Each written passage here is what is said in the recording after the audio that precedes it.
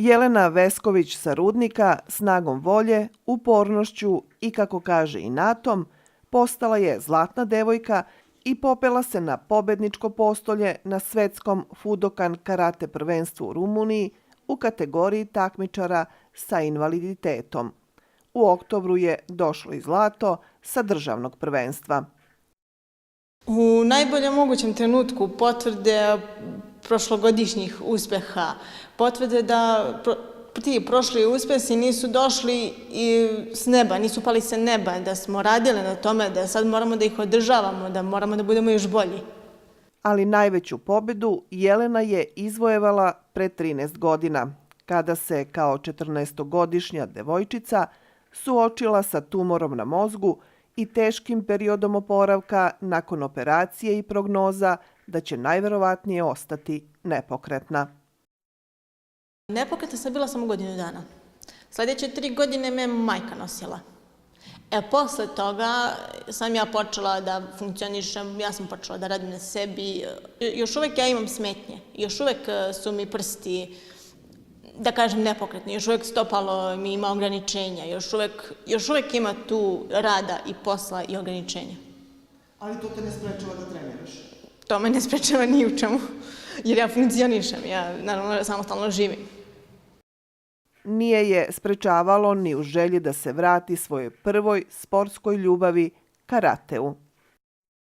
Meni je kimono bio spakovan napred u ormaru, ja sam gledala ga i želela, ali prosto nisam verovala da mogu.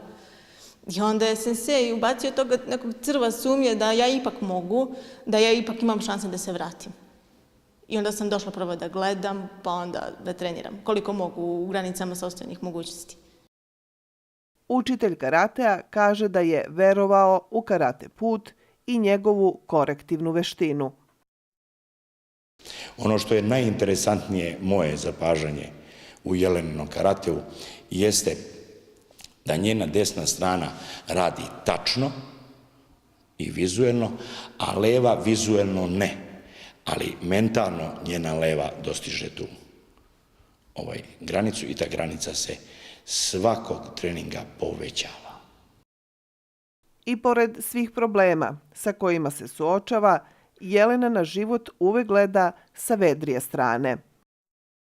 Svaki naš trening je pomeranje s naših sopstvenih granica.